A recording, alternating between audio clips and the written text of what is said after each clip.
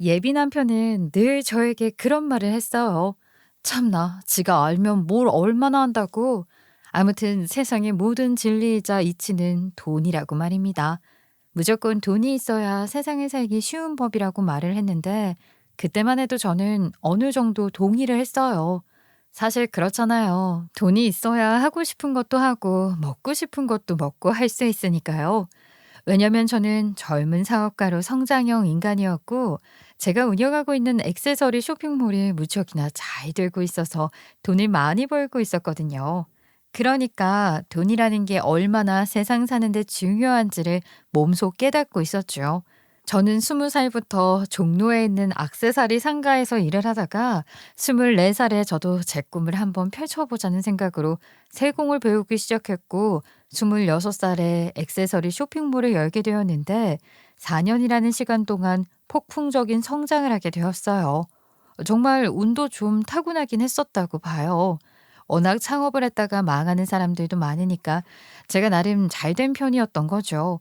아무튼 그 과정에서 예비 남편을 소개받게 되었고, 예비 남편은 주식시장에서 일을 하던 사람이었어요.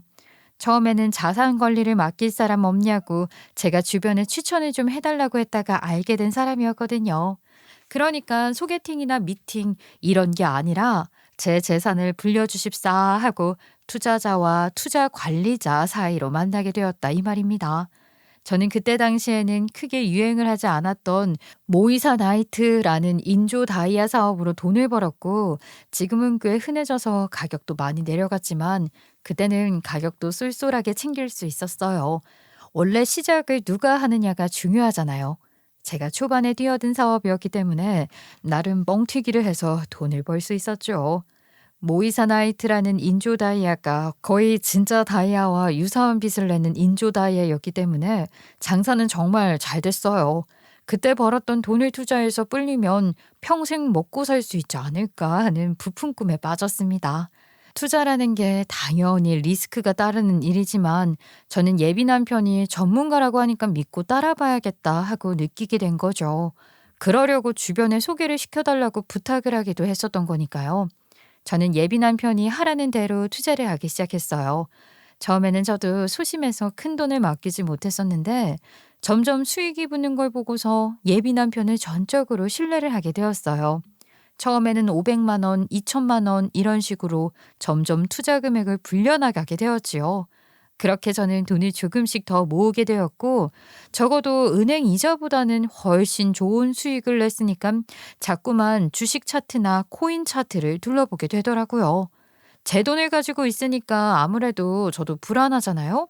수익이 났는지 아니면 손해를 보는 건지 자주 연락을 하면서 재산 이야기를 하다 보니까 예비 남편은 제가 가진 재산에 대해 거의 대부분 알게 되었는데 어느 날부터 저에게 슬슬 작업을 치기 시작하는 게 아니겠어요? 제가 바빠서 아무리 연애를 몇 번 못했어도 이 사람이 저에게 호감이 있구나 하는 건 단박에 눈치챌 수 있을 정도로 소위 말하는 플러팅이라고 하나? 저를 슬슬 꼬시는 거예요. 자기만한 남자가 없다. 자기가 이 여자 저 여자 많이 만나봤지만 너만한 여자가 없는 것 같다 하면서 저랑 같이 평생을 함께하면 즐거울 것 같다고 이야기를 하는 게 아니겠어요? 처음에는 좀 거리를 둬야 하나 싶었어요. 아니, 연애를 하자는 것도 아니고 평생을 함께하면 어쩌고 하는데 이상하잖아요. 게다가 저는 예비 남편을 솔직히 잘 믿지 못하겠더라고요. 뭔가 가벼운 사람인 것 같고 늘 만날 때마다 돈이 최고다. 돈이 있어야 사람이 무시를 안 받는다고 이야기를 하는데, 물론 저도 어느 정도 그 말에는 동의를 하지만 세상에 돈이 전부겠어요? 사랑이라는 가치는 돈으로 따질 수 없는 거니까요. 이 사람이 자꾸 돈돈거리는 게 뭐랄까? 제 돈을 보고 만나나 싶었어요. 저도 사업을 하는 사람이다 보니까 돈이 있을 때와 없을 때 사람들이 저를 어떻게 대하는지 그 차이를 확실하게 느낄 수 있었거든요. 그래서 아니다 싶었는데 이게 웬걸? 예비 남편이 몇 달 동안 꾸준히 변함없는 애정을 보여주고 데이트 비용도 예비 남편이 혼자 거의 다 부담하더라고요. 저는 돈도 거의 못 쓰게 하니까 조금씩 의심이 사그라들고 믿게 되었어요. 원래 남자 지갑은 정말로 마음에 들어야지만 열린다고 하니까요. 아무튼 예비 남편이랑은 결국 1년 정도 연애를 하게 되었고 슬슬 결혼에 대한 이야기를 나누기 시작했을 때쯤 아주 큰 사건이 일어나게 되었어요. 바로 제가 아주 어이없게도 보이스피싱을 당하게 된 것입니다. 저도 정말 보이스피싱 당하는 사람들을 보면서 바보 같다고 생각을 했거든요. 근데요, 아주 치밀하게 계획을 하고서는 사람들의 돈을 훔치는 놈들이더라니까요. 눈 뜨고 코 베인다고 저도 제가 보이스피싱을 당할 줄은 꿈에도 생각하지 못했어요. 요즘은 검사 사칭도 안 하더라고요. 매번 방송에서 무슨 검사다 어쩐다 하길래 보이스피싱 수법이 다 그런 줄 알았죠. 근데 글쎄 저한테 무슨 고수익 알바 자리가 있다는 문자 메시지가 왔고 전 또 궁금한 마음에 상담이나 한번 받아볼까 싶어서 링크 주소를 눌렀다가 난리가 난 거죠. 문자 메시지도 진짜 교묘하게 왔다니까요. 상담만 받아도 된다 그러고 뭐 건당 10만 원, 20만 원 주고 한 달이면 600만 원 금방 번다고 하길래 와, 부업으로 하면 딱이겠다 싶은 거예요. 거기다가 투잡도 가능하고 재택에서 컴퓨터만 가지고 하면 되는 일이라고 하니까 쇼핑몰 운영하면서 틈틈이 하면 되겠다 싶었죠.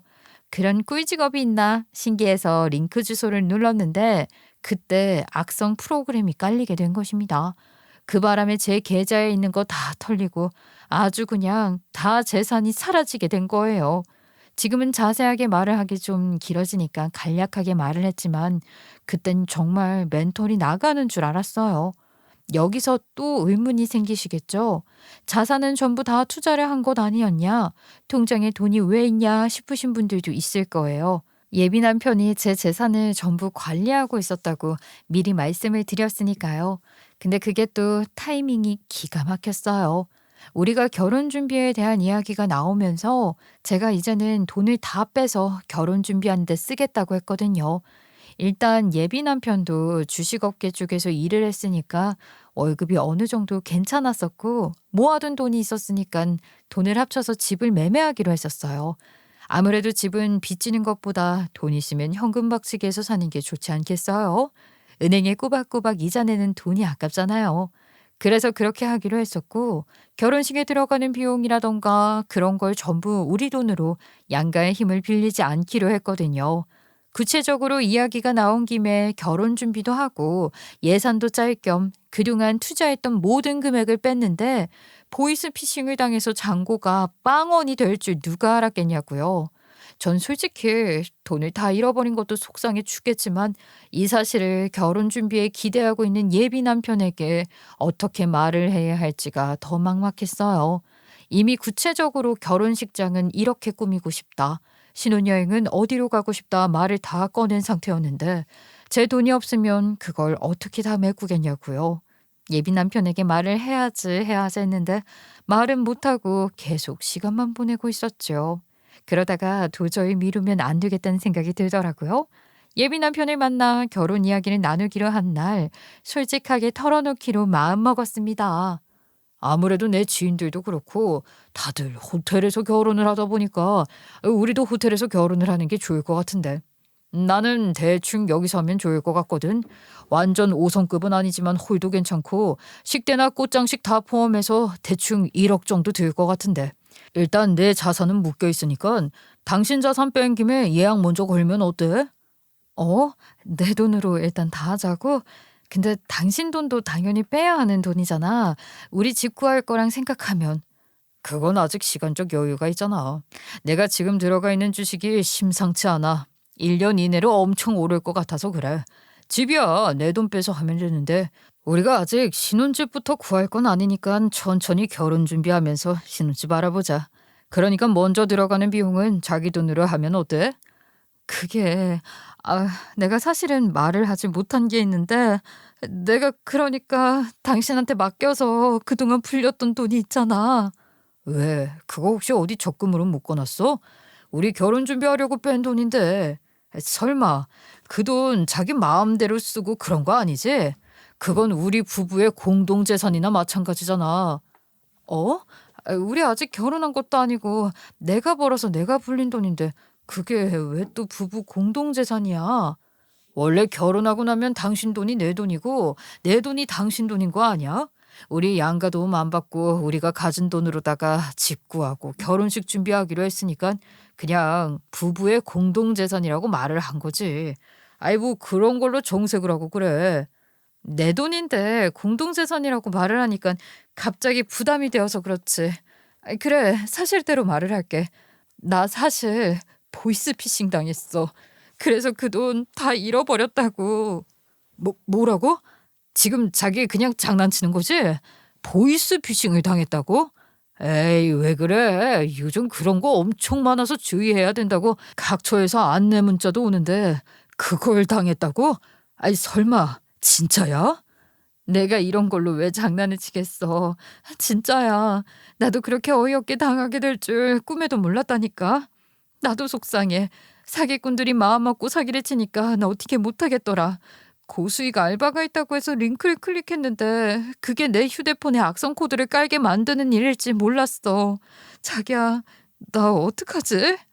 이 멍청아, 그거 엄청나게 흔한 수법이잖아. 그래서 휴대폰에 악성 코드가 깔려서 전부 다 해킹을 당했다는 거야? 그래서 계좌에 넣어두었던 돈도 다 털리고 세상에 나는 내 주위에 보이스피싱 당한 사람 처음 본다 처음 봐. 이거 다 거짓말처럼 느껴져. 결혼하기로 하고 준비까지 하는 마당에 내가 이런 걸 속여서 뭐 하겠냐고. 나도 처음에는 나한테 일어난 일이 거짓말인 줄 알았어. 근데 어떻게 봐도 내 통장 잔고가 0원인데 어떡해.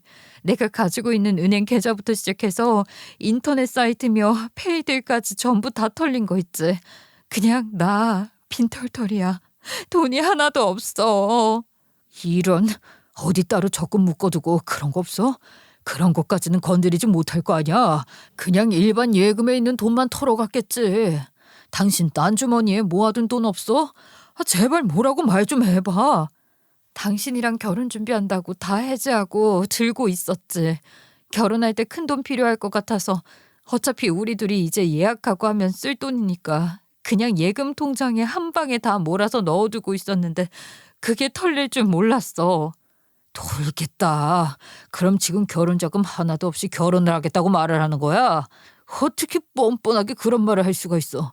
나한테 뭐 어떻게 하라고? 나도 지금 돈 꺼내서 쓸 수 있는 처지가 아닌데. 진짜 우리 결혼 나가리 됐네. 뭐라고? 결혼이 나가리라니? 어떻게 그런 말을 할 수가 있어? 나도 속상해. 내가 보이스피싱을 당할 줄 알았겠어? 당신 지금 설마 나 돈 없다고 나랑 결혼 못하겠다 그런 건 아니지? 우리 서로 사랑하잖아. 이런 걸로 결혼 못하는 건 아니라고 생각해. 이건 돈의 문제가 아니지. 어떻게 그런 말도 안 되는 수법에 홀라당 넘어가. 당신 지적 수준이 얼마나 되는지 의문이다. 실망이다 진짜. 우리 결혼 다시 생각해보자. 나는 다른 건 몰라도 그런 수법에 넘어가는 사람이랑은 못 살아. 이번 한 번으로 끝이 날지 또 똑같은 일이 생길지 모르는 거 아니야. 아니, 어떻게 내가 빈털털이 됐다고 바로 결혼을 다시 생각해보자고 말을 해? 나도 돈 잃어서 상심이 큰데 나를 위로해 줄 생각은 전혀 없는 거야? 한 번 당해봤으니까 두 번은 안 당하겠지. 나도 앞으로는 조심할게. 결혼은 현실이야. 돈이 없는데 당장 식은 어떻게 올리고 신혼집이나 살림은 어떻게 할 거야? 당신 그 돈 모으려면 최소 몇 년은 개처럼 일해야 하는데 결혼은 상식적으로 무리인 거지. 나는 그리고 한 번 당한 사람은 두 번 당할 수 있다고 생각해. 멍청하니까 당한 거거든. 멍청? 진짜 말 너무 심하게 한다. 그래도 나는 결혼하려고 마음먹었으면 결혼해야 한다고 생각해. 내가 대박나서 다시 돈 잘 벌게 될지 어떻게 알아? 나 지금도 적게 버는 거 아니거든? 앞으로 아이템 더 늘리면 되는 거라고. 나를 못 믿어? 그니까 그 돈 채우려면 몇 년이 걸리겠냐고. 당신은 돈 벌어서 더 좋은 사람 만나. 나는 아닌 것 같아. 나는 이번 일로 인해서 당신에 대한 신뢰가 좀 떨어졌거든. 어떻게 방금 전까지 결혼을 이야기하던 사람이 그깟 재산 잃었다고 바로 좋은 사람 만나라고 말을 할 수가 있어? 당신이 나를 정말 사랑했던 건 맞아? 내가 아니라 돈을 보고 좋아했던 건 아니야? 그게 아니라면 이렇게 매몰차게 내 상황을 이해하지 않고 헤어지자는 식으로 말을 하겠지. 신뢰, 그거 다시 싸우면 되는 거잖아. 막말로 우리 나이가 이제 30 중반을 향해 달려가는 중인데 어느 세월에 돈 모아서 결혼을 해. 나도 체면이 있지. 당신이랑 결혼할 시간 기다리느니 다른 사람 찾는 게 빨라. 나도 이렇게까지 차갑게 이야기하기 싫어. 아이 근데 내 마음도 좀 이해해줘야 하는 거 아닐까? 돈, 돈 때문에 결혼하지 말자는 거 인정하는 거지. 지금 내가 개털이라고 나 버리겠다고 하는 거잖아. 그것도 그렇고 솔직히 나 가난한 사람이랑은 못 살아. 알잖아. 인생은 돈이 전부라고 생각하면서 한평생을 살아온 나한테 어떻게 돈 없는 여자랑 결혼해서 살라고 할 수가 있어? 돈이야 없다가도 있는 거고 있다가도 없는 거잖아. 근데도 그 마음 쭉 고수하는 거야? 그래, 우리는 여기까지인 것 같다. 당신 처음 봤을 때 정말 천사가 하늘에서 내려온 줄 알았거든. 생긴 게 너무 내 스타일이라서 한눈에 반했었어. 거기다가 돈도 넉넉하다고 하니까 내 인생의 짝꿍인 줄 알았는데 돈 다 날렸다고 하는 소리에 눈앞이 캄캄해지는 걸 보면 나는 딱 그 정도만 사랑했나 봐. 너무 상처다. 어떻게 그런 말을 아무렇지도 않게 할 수 있는지. 보이스피싱 당한 사람 앞에서 돈돈거리는 거 정말 너무한 것 같아. 나라고 상심이 안 큰 줄 알아? 현실이잖아. 모든 게 돈이 없으면 당장 살 집을 구할 수도 없고 우리가 어린애들처럼 토끼 풀로 만든 반지 하나 나눠 끼고 살 수도 없는 거고. 그냥 여기까지 하자. 내가 그냥 나쁜 놈 할게. 당신은 나쁜 놈한테 버려진 걸로 하자. 그럼 마음 편하겠지? 나도 이렇게 말하는 거 불편해. 더 이상은 연락 안 했으면 좋겠어. 예민한 편은 제가 돈을 다 잃었다는 이유로 저에게 이별을 구했고 저는 그 마음을 받아들이기가 너무나도 힘들었습니다.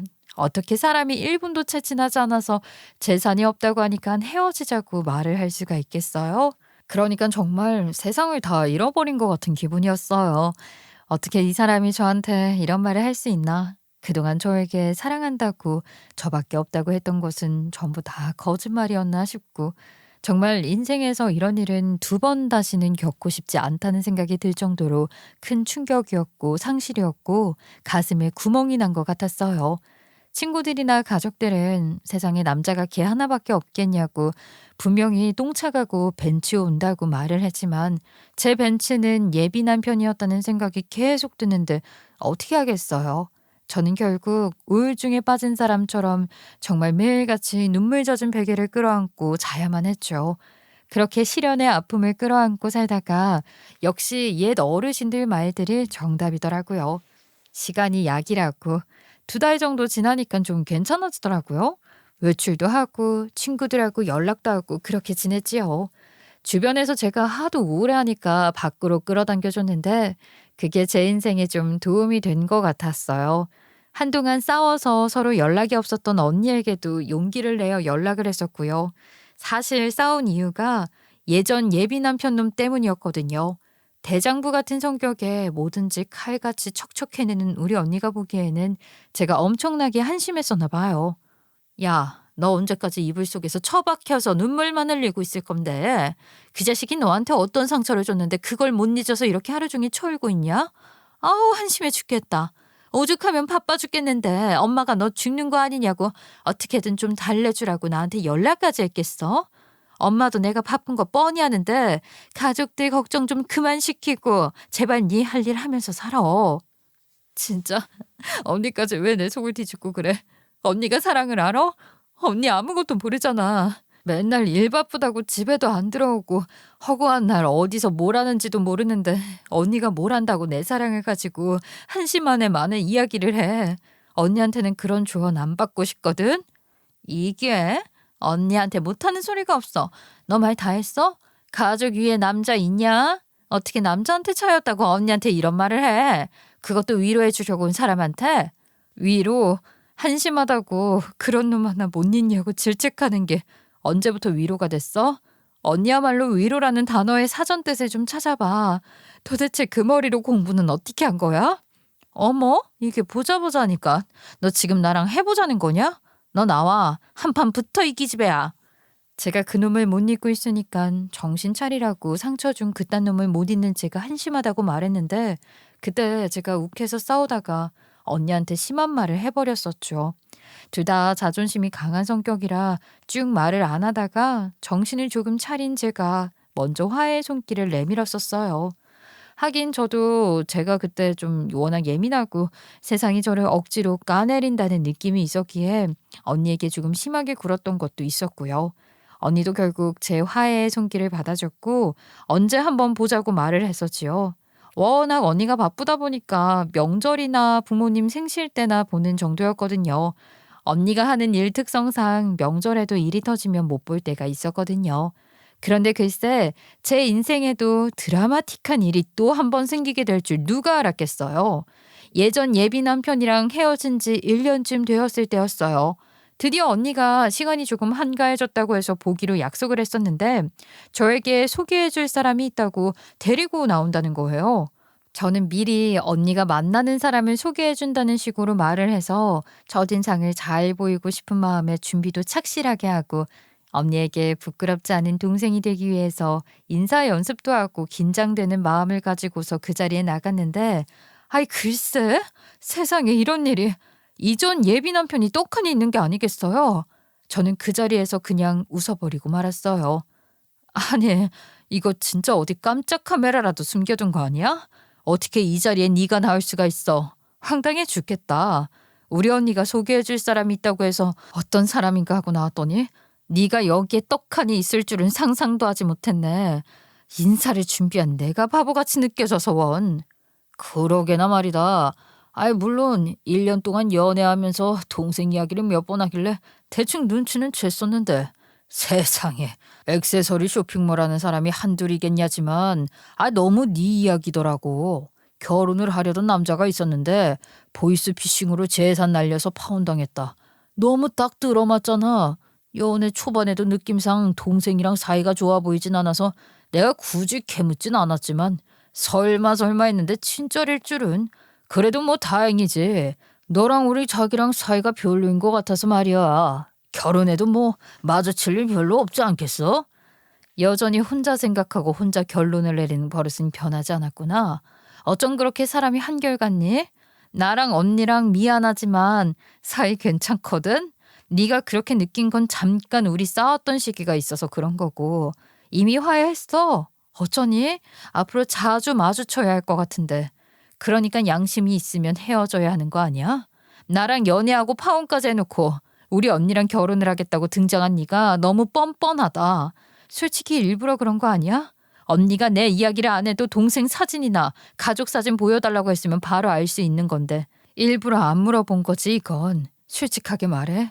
우리 언니랑 사이 틀어질까 봐 일부러 그런 건 아니냐고. 너는 언니랑 나랑 연애하고 있었는데 1년이나 그걸 한 번도 눈치를 못 챈 거부터가 이상한 거 아니야? 그게 바로 가족들 간의 사이가 안 좋다는 이야기나 다름없지. 너야말로 언니가 만나는 남자 얼굴 한 번을 안 궁금해해? 내가 어떻게 알아? 나는 언니가 연애를 하고 있는지도 몰랐거든. 언니가 깨톡 프로필에 연애하는 티를 낸 것도 아니고 너는 이미 차단해놔서 뭘 하는지 보이지도 않는데. 그리고 그동안 언니가 연애한다고 언질 한 번 안 했으니까 당연히 모를 수밖에 없는 거 아니야? 야, 언니가 쪽팔렸나? 너랑 연애하는 거 티도 안 내고 싶을 만큼. 그런 거였으면 나를 너한테 굳이 소개를 시켜주겠니? 결혼할 마음이 있으니까 우리 자기가 나를 이 자리에 끌고 나온 거겠지. 보이스피싱 당할 때부터 알아봤는데 너 여전히 멍청하구나. 내가 우리 자기 동생이라서 말을 좀 곱게 하려고 했는데 이런 식으로 우리 사이를 이간질하려고 하면 나도 곱게 말은 못하지 않겠어? 언니가 말을 해봐. 언니 이게 어떻게 된 일인지 설명해 줄 수 있어? 어떻게 저런 놈이랑 연애를 할 수 있냐고. 아직 내가 말을 할 단계는 아닌 것 같은데 묵은 이야기가 있으면 둘이서 먼저 해결해 보는 게 낫지 않겠어? 나는 둘이 치고받고 할 이야기 다 한 다음에 그때 입력할게. 이성적인 언니는 제가 할 말을 다 쏟아낼 때까지 기다려주겠다는 입장이었어요. 솔직히 저라면 그 자리에서 언니처럼 가만히 있지는 못할 것 같았거든요. 반대로 생각해도 이전 예비 남편이 자기 자매랑 사귀고 있고 사귀었던 사이였고 하는데 어떻게 이성을 찾을 수 있겠어요. 그냥 언니가 대단하다 그 생각밖에 들지 않았죠. 저도 말을 가려서 하고 싶었지만 은근히 느껴지는 배신감부터 시작해서 이전 예비 남편 놈이 마치 승기를 잡았다는 것 마냥 뻔뻔하게 웃으면서 이야기를 하는 꼴이 너무 보기 싫더라고요. 마음 같아서는 그 웃는 얼굴에다가 침이라도 칵 뱉어주고 싶은 생각뿐이었죠. 하지만 언니가 만나는 사람이라는데 그런 행동까지는 할 수 없지 않겠어요? 저는 두 주먹을 불끈 쥐고 언니가 판 깔아준 김에 할 말 다 해야겠다 결심을 했죠. 그때부터는 저는 입에 모터를 단 사람처럼 이야기를 시작했습니다. 네가 우리 언니랑 결혼하는 거 난 반대야? 당연히 반대할 수밖에 없지. 무슨 자매랑 번갈아 가면서 만나다가 골라서 결혼을 해. 우리 언니랑 결혼 못해. 상식적으로 다른 사람들이 이 상황을 알게 되면 손가락질하지 않겠니? 결혼이라는 건 두 사람만 좋아서 할 수 없는 일이라는 거 누구보다 잘 알고 있을 사람이 왜 그래? 너네 언니가 나 좋다는데 나도 좋아하고 말이야. 1년이나 연애를 하면서 자기 동생이랑 만난 남자가 나라는 걸 눈치 못 챘을까? 너는 애가 일부러 모르는 척하고 우리 자기랑 결혼하려고 했다는 식으로 말을 하는데 말이야. 내가 몇 번 언지를 줬었는데 나도 액세서리 쇼핑몰 하는 여자 만났었다. 그 여자가 몇 년생이고 어디 산다 이런 이야기 말이야. 네 언니가 눈치도 못 채고 나를 만났을 것 같아? 뻔뻔하기 그지없네. 그래서 지금 돈 때문에 나랑 파혼을 해놓고 우리 언니랑 결혼을 하겠다고? 내가 이거 우리 부모님한테 말을 하면 부모님도 반대하실걸? 부모님이 뒤로 넘어가는 모습 내 눈으로 못 보지. 그냥 이쯤에서 정리하는 걸로 하자고. 우리 자기가 그러던데 장인어른 장모님이 자식들 말이라면 절대 이기지 못한다고 하시던데. 네 언니 아니지. 우리 자기가 말이야. 나한테 이런 이야기를 왜 미리 해뒀을 것 같아? 나랑 결혼할 거니까 너는 아무런 것도 신경 쓰지 말아라. 이런 의미에서 한 말 아니겠어? 우리 자기도 나랑 결혼하고 싶은 마음이 굴뚝같이 있으니까 미리 나한테 걱정하지 말라고 밑밥을 깔아둔 거다 이 소리야. 야, 뭘 잘했다고 지금 내 앞에서 우리 언니랑 결혼을 하겠다고 말을 해. 네가 사람 새끼야? 너 같은 게 어딜 감히 우리 언니를 넘봐. 절대 안 돼. 언니 무슨 말이라도 좀 해봐. 정말 이놈이랑 결혼이라도 할 생각으로 내 앞에서 아무 말 안 하고 있는 거야? 둘이서 먼저 할 이야기 다 풀어보라니까. 나 화장실 갔다 올 테니까 이야기 좀 하고 있어. 나도 할 말 있으니까 다 끝나고 정리하면서 이야기할게. 언니는 갑자기 화장실에 다녀오겠다면서 자리를 떠났어요. 저는 솔직히 황당했죠. 언니가 마무리를 지어줘야 하는데 자꾸 자리를 피한다는 느낌을 받았거든요. 하지만 저도 반대한다는 입장을 굽힐 생각은 없었기 때문에 계속해서 전 예비 남편에게 절대로 안 된다는 말을 했어요. 그쯤 되니 알아들을 법도 한데 이 인간이 자기 고집 엄청나게 부리더라고요. 네가 반대를 해도 나는 네 언니랑 결혼할 거야. 이건 뭐 비밀도 아니지만 네 언니 돈 많더라. 뭐 하는지 꽁꽁 숨겨서 모르겠지만 말이야. 내가 자산 관리 해주겠다고 하니까 나한테 돈을 넘기는데 그 액수가 장난이 아니더라고. 네 언니 돈 많더라. 너 지금 우리 언니가 돈이 많아서 결혼을 하겠다는 거지? 넌 진짜 안 될 놈이다. 나처럼 언니도 돈 없어지면 바로 버릴 거 아니야. 돈 넘기는 액수가 장난 아닌 걸 보면 평생 굶어 죽을 일은 없을 것 같던데. 그리고 너가 뭐냐? 앞으로는 형부라고 불러. 형부 좋아하네 이 미친 새끼가. 너는 절대로 우리 가족이 될 수 없어. 마침 언니 오네. 내가 언니한테 절대로 반대한다고 이야기할 거야. 아이고 돈 때문에 만난 거다 이런 얘기하려고? 그런데 어쩌지? 우리 자기는 내 말만 믿어. 내 주변에 너같이 말하는 기집애가 없었을 줄 알아? 내가 돈 노린다 어쩐다 해도 귀뚱으로 안 듣던데? 언니가 화장실에서 돌아오자 전 예비 남편은 쪼르르 달려가서 언니한테 제가 두 사람 사이를 갈라놓는다고 고자질하기 시작했어요. 사람이 나이 처먹고 어쩜 그렇게 유치한지 기가 막혔죠. 자기야, 처제의 반항이 너무 센데 어떡하지? 그래도 우리 사이를 갈라놓을 수는 없잖아. 자기가 이미 다 알고 나랑 연애를 시작한 건데 어떻게 쉽게 우리 사이를 갈라놓을 수 있겠어? 자기도 이 정도 상황은 다 예상하고선 나 만난 거 아니야? 그러니까 자기가 처제 좀 설득해봐. 나한테 너너거리더라. 형부라고 불러도 시원찮을 판에. 그렇지. 이제 할 이야기 대충 다 끝난 거지? 내가 할 말 해도 되겠지? 자기라고 부르고 싶지도 않다. 예, 내가 다 알고 너랑 연애하긴 했지. 우리 동생이 돈 잃었다고 그렇게 개차반처럼 버리고 거지랑은 못 산다고 막말했던 거 다 알고서 너랑 연애했어. 왠 줄 알아? 내가 너의 실체를 파악해서 어떻게든 엿 한 번 먹여보려고 한 짓이거든. 그게 무슨 소리야? 갑자기? 내가 무슨 실체가 있다고 그래? 그리고 우리 계획은 이게 아니었잖아. 갑자기 뭐라고 하는 거야? 언니는 종이 한 장을 내밀었어요. 그건 바로 예비 남편이 범법 행위를 저지르고 있다는 것에 대한 수색영장이었습니다. 정말 상상도 못할 일이죠. 저도 실제로 영장은 처음 보는 거라서 깜짝 놀랐어요. 그러니까 사건의 실체는 이러했습니다. 우리 언니는 사실 경찰이었거든요.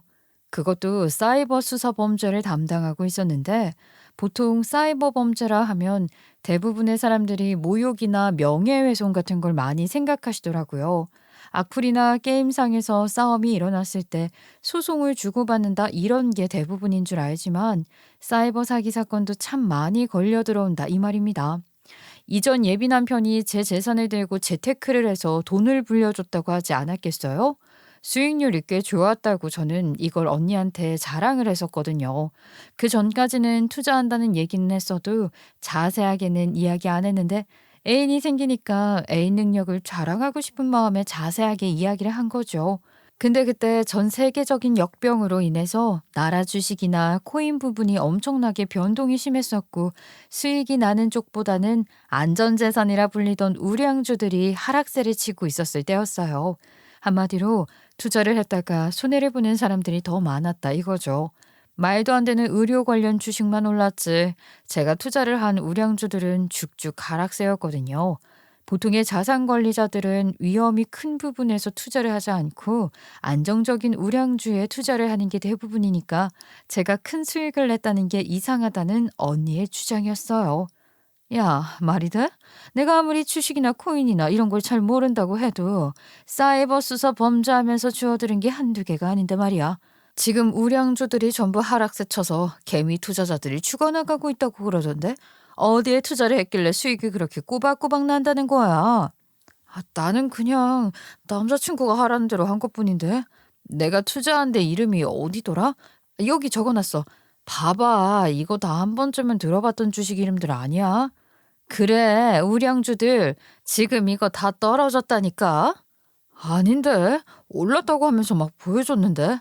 내가 투자 전문가가 아니잖아. 그러니까 남자친구가 전문가니까 맡긴 거지. 나한테 이거랑 이거는 무조건 오르는 거라고 투자하라고 해서 집어넣은 거란 말이야. 언니도 잘 모른다면서. 내가 한번 알아볼 테니까 너 딱 기다려. 이거 어디 사기꾼 만난 거 아니야? 그렇게 언니는 제가 투자를 했다는 것을 받아 적어 가더니 일주일이 딱 지나고 의기양양하게 저한테 그러더라고요. 제가 투자했던 종목이랑 회사를 알아보니 이런 수익이 절대로 날 수 없다고 했어요. 저랑 똑같은 회사에 투자를 했던 투자자들은 이 정도 수익을 내지 못했다는 게 아니겠어요? 그러니까 저도 이상하더라고요. 이상하다?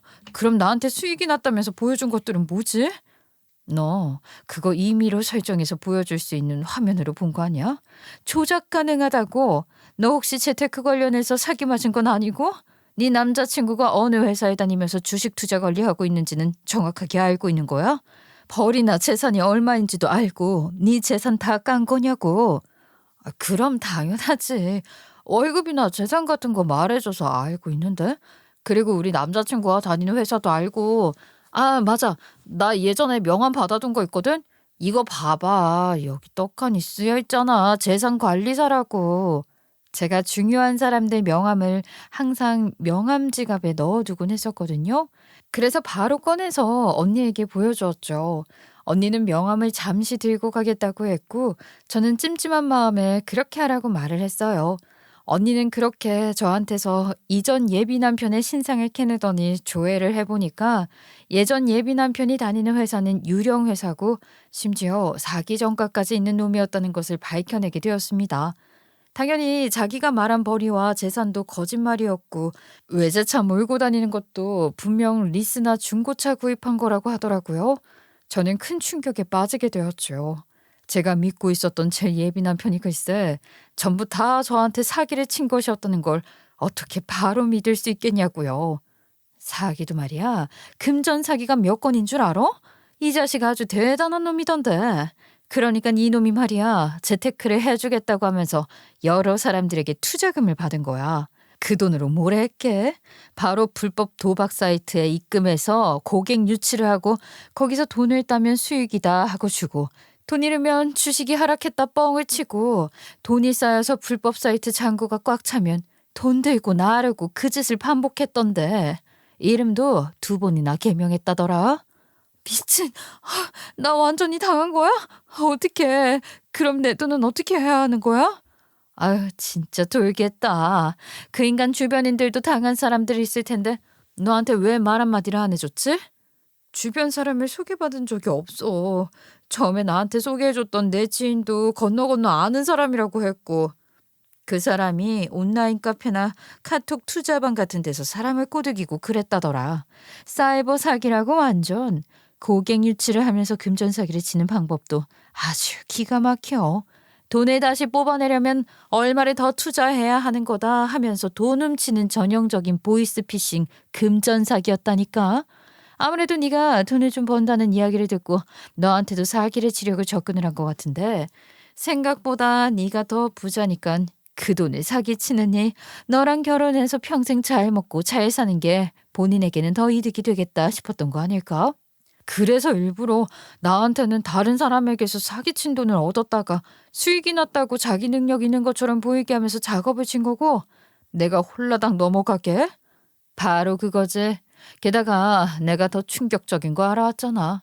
그놈 사기 이력 중에 사기 결혼을 하려고 했던 이력도 있더라. 소름이지? 이 망할 놈이 너처럼 돈 좀 있는 여자 꼬셔서 자기 신상 속인 뒤에 만난 다음에 그 여자한테 돈도 빌리고 그랬더라고. 근데 실수한 거지. 사람이 꼬리가 길면 밟히는 법이잖아. 그래서 정체가 탄로 났나 봐. 열이 받은 전 여자친구가 돈 물어내라고 했는데 잠수를 타니까 열이 받아서 고소까지 때렸더라고. 어떻게 이런 놈인지도 모르고 만났냐? 사람이 작정하고 속이는데 어떻게 알아? 와, 한번 걸려봐서 나한테는 더 치밀하게 작전을 짠 게 아닐까? 애초에 자산관리사도 아니었고 그런 식으로 사기를 치는 사기꾼이었던 거야. 내가 사이버 범죄 수사를 맡고 있었으니까 눈치를 챈 거지. 보통 사람은 눈치 못 챘을걸? 어쨌든 너도 금전적으로는 이득을 봤으니 이 사람이 사기꾼이라는 걸 알 수가 없었겠지. 이거 눈 돌아가면 큰일 치를 것 같은데. 안전 이별할 수 있는 방법 없을까? 나도 그게 걱정이네. 앙심 품고 못된 짓이라도 하면 어떡해. 나 무서워. 그렇게 철두철미한 인간인데 안전 이별을 하기가 쉽겠어요? 게임 사이트와 연관이 된 범죄자라는데 뒤에 어떤 사람들이 기다리고 있을지 제가 모르는 일이 생길 수도 있잖아요. 요즘은 또 별의별 사고가 많다 보니까 언니가 아무리 경찰이라고 해도 저를 1대1로 마크해 줄 수 없는 상황이었고 저는 겁이 나기 시작했어요. 그래서 이 사람이랑 제일 안전적으로 이별을 할 수 있는 방법이 무엇일까 생각을 해보니 이리저리 생각을 해도 역시 돈밖에 없다는 생각이 들더라고요. 근데 전 예비 남편이 자산관리사로 일을 하면서 투자 조언도 하고 제 재산 관리를 해주고 있었잖아요. 그래서 일부러 이전 예비 남편에게 이제 우리 결혼 준비하니까 목돈 필요하지 않냐고 이것저것 들어갈 거 많으니까 저한테 돈을 돌려주라고 했지요. 왜냐면 이전 예비 남편이 제 재산 관리 다 했으니 우리가 결혼 준비에 대한 이야기가 나오면 투자금 빼서 결혼 자금 쓰겠다고 했거든요. 굳이 투자금 다 뺄 필요 있냐고 이전 예비 남편이 의아한 듯이 말을 하니까 재빠르게 기발한 생각이 난 제가 거짓말을 하기 시작했죠. 제가 모은 돈이랑 부모님 돈이랑 합쳐서 현금 박치기로 아파트 구매한다고 말입니다. 같이 살 아파트 사겠다는데 이전 예비 남편이 거절할 이유가 있겠어요? 그렇게 이전 예비 남편은 돈을 돌려주었고 저는 돈을 다 받은 이후에 일부러 보이스피싱에 당한 척을 했습니다. 결국 이전 예비 남편은 제가 보이스피싱에 당했다는 것을 홀라당 믿어버렸고 저를 발로 뻥 차버리고 만 거죠. 저는 덕분에 안전 이별을 할 수가 있게 되었어요. 하지만 그 당시에 저는 뭐가 어떻게 되었든지 간에 이전 예비 남편을 사랑하고 있었기 때문에 이 사람이 사기꾼인 걸 믿고 싶지 않았는데 너무나도 언니가 말한 내용이 딱딱 들어맞으니까 우울증에 빠지게 되었어요. 물론 언니 말에 동의를 해서 안전 이별을 하긴 했지만 정말 마음을 다해서 결혼까지 생각했던 사람이 사기꾼이었다는 걸 어떻게 단박에 받아들이고 나쁜 놈이다 할 수 있겠냐고요. 같이 한 추억이 한두 가지가 아니었으니까요. 현실을 도피하고 싶었다고나 할까요? 제가 계속해서 지지부진 이 사람이 정말 사기꾼이라고 나한테 그렇게 애정을 주었던 것이 전부 거짓이었다고 하며 자괴감에 빠지게 되었고 그것 때문에 언니랑 엄청 싸웠어요. 나중에서야 좀 마음을 추스리고 나서 언니에게 화해의 제스처를 취했는데 다시 미련이 새록새록 올라오는 거예요. 저도 참 바보 같죠. 그걸 보고 질린 언니가 또 시작이냐면서 저에게 남은 미련을 다 없애고 제가 확실하게 정리를 할 수 있도록 이번 일을 꾸미게 된 것입니다. 거기다가 이전 예비 남편을 사기꾼으로 잡아들일 생각도 하고 있었던 것이에요. 이게 음지에서 불법적으로 일어나는 일 아니겠어요? 그러다 보니까 사기죄가 성립이 되어서 본인도 처벌을 받을까봐 피해자가 쉽사리 사기 신고를 못하기도 한다고 하더라고요. 하지만 범죄는 범죄인 것이니 언니가 나서서 이 사람을 잡겠다고 잠복 수사를 시작하게 된 것입니다. 자연스럽게 경찰서에서 활동비를 지원받아서 이전 예비 남편에게 접근을 했고 언니가 경찰인 걸 몰랐던 이전 예비 남편은 돈 많은 사람인 줄 알고 언니에게 작업을 치려고 했던 것이었죠. 그러다가 제 언니인 걸 알게 되었지만 우리 언니가 일부러 저를 안 좋게 생각한다는 식으로 말을 했으니까 크게 신경 쓰지 않았던 거예요. 그리고 이전 예비 남편 또한 저랑 사귈 때 저희 언니 직업을 모르고 있었거든요. 언니 직업 특성상 언니가 어디 밖에서 자기 직업 얘기하는 거 되게 싫어해서요. 자기는 동생이랑 사이가 어때? 보통 자매들은 사이가 좋지 않나? 나랑 내 동생? 원수가 따로 없지. 나랑 사이 엄청 안 좋아. 내 동생이 예전에 내 남자친구를 빼앗은 적이 있거든. 그때부터 사이 틀어졌었어. 동생이 좋아하는 남자가 나를 좋아해 줬으면 좋겠다고 얼마나 오랜 시간 상상했는지 몰라. 근데 그런 일은 생기지 않더라. 딱 한 번만 나도 그런 복수를 할 수 있으면 좋을 텐데. 정말? 정말 그렇게 생각해? 그러면 만약에 내가 자기 동생의 전 남자친구여도 나를 만나는 게 아무렇지도 않을 것 같아? 괜찮겠어? 그걸 말이라고 해? 제발 그런 일이 좀 생겼으면 좋겠다. 아휴, 내 동생이 황당해하는 모습을 얼마나 보고 싶은지 몰라. 지도 느껴봐야 한다니까? 어떻게 언니의 남자친구를 빼앗아? 나도 똑같이 동생 남자친구를 빼앗아서 복수를 하고 싶어. 사실 내가 그동안 어떻게 말을 해야 할지 모르겠어서 말을 못한 사실이 하나 있는데 나 있잖아. 자기 동생이랑 만났었어. 결혼까지 하려고 생각했었는데 내가 도저히 안 되겠어서 그만두었어. 그러다가 자기를 만나게 되었고 한눈에 반해버렸지 뭐야. 자기야, 내가 자기를 너무 사랑해서 그동안은 말을 못했어. 미안해. 그런데도 이런 나를 받아줄 수 있겠어? 정말로? 내 동생이랑 연애를 했었다고? 어머, 나 지금 복수할 기회가 생긴 거야. 너무 기쁘다. 정말 너무 신난다. 내 동생한테 드디어 나도 엿을 먹을 기회가 생겼네. 자기야, 우리 계획을 좀 짜보는 게 어때? 내 동생은 내가 연애하는 거 상상도 못하고 있을 텐데 우리 둘이 동시에 나타나서 뒤통수를 확 치는 거야. 어때? 재미있겠는데 솔직히 헤어질 때 너무 질질 끌어서 나 좀 지쳤었거든. 이런 식으로 정 딱 털리게 하는 것도 좋겠고 자기 복수를 위해서 약 올리는 것도 재밌겠다. 내가 제대로 연기 한번 해줄게. 나 그런 거 진짜 잘하거든. 전 예비 남편은 일부러 언니가 저를 엿먹이려고 부른 줄 알고 있었더라니까요. 우습죠? 지가 뒤통수 맞은 줄도 모르고 말입니다. 전 예비 남편은 처음에는 살살 약을 올리는 듯이 제가 언니의 동생인지 어느 정도 예측은 하고 있었지만 진짜로 넣을 줄은 몰랐다는 식으로 모르는 척을 하다가 나중에서야 사실 우리 둘이 너 엿먹이려고 그런 거고 네 언니나 나나 전부 다 알고 있었어. 언니 남자친구 뺏은 과거도 알고 있어 라고 말을 하려던 참이었는데 그것마저도 언니의 계획이었던 것이었어요. 짱구를 이리저리 굴리다가 결국 언니가 파놓은 함정에 빠지게 되어서 언니랑 결혼을 하겠다고 당당하게 얼굴을 들이밀었던 거죠. 이 인간이 그동안 저에게 재산을 숨겨온 이유도 자산관리사라면서 한가롭게 데이트나 할 수 있었던 것도 전부 사기꾼이었기 때문이었다는 걸 알게 되었을 때 제가 얼마나 소름이 돋았던지. 재산을 가진 게 없었기 때문에 저에게 오픈하지 못했던 것이고, 결혼해서 집 구할 때쯤 되면 한탕 들고 나를 생각으로 저에게 일단 제 돈으로 식준비를 하자고 한 것이었어요. 언니는 결국 이 사람이 사기꾼이라는 증거를 이 사람 집에서 발견을 하게 되었고, 압수수색에 대한 영장을 받아들자마자 저에게 소개를 시켜주겠다고 이 자리를 마련한 것이었습니다. 언니가 압수수색 영장을 들이밀자마자 카페에서 잠복을 하고 있었던 경찰들이 우르르 나와서 전 예비 남편에게 수갑을 채웠어요. 당신은 묵비권을 행사할 수 있으며 변호사를 선임할 권리가 있고요. 카페 한복판에서 갑자기 경찰들이 우르르 나와서 수갑을 채우니 이전 예비 남편은 사색이 되어서 본인은 아무것도 모른다를 시전했지만 언니는 칼같이 이야기를 하더라고요. 이게 무슨 짓이야? 내가 무슨 잘못을 했다고 이걸 채우냐고? 민중의 지팡이라는 사람이 선량한 시민에게 이런 행동을 해도 돼? 내가 무슨 잘못을 했는데?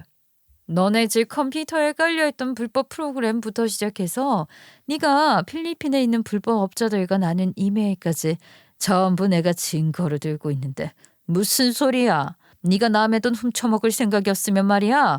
관리를 똑바로 했어야지. 지금 누가 누구한테 사기를 쳤는데, 야, 너야말로 나를 속여먹고 사기친 거 아니야? 어떻게 경찰인 걸 속일 수가 있어? 어머, 사기꾼에게 별의별 소리 다 듣네.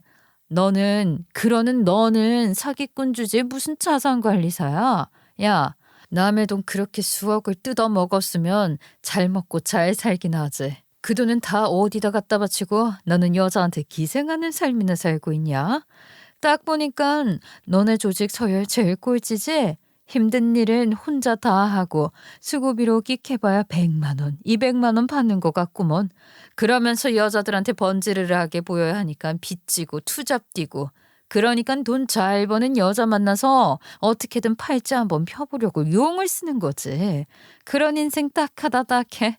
교도소 들어가서 여자 교도소에 있는 사람이랑 펜팔이나 해봐. 그러면 짝꿍 생길 줄 어떻게 알아? 지금 누구를 뭘로 보고? 야, 너 미쳤어? 미친 건 너지. 범죄 이력이 이렇게 확실한데 실적 하나 올려줘서 진짜 땡큐다. 언니는 홀가분하게 웃으면서 다른 형사들에게 인계를 했고, 저는 이 모든 것이 사실이라는 걸 깨닫고 헛웃음까지 나오게 되었죠.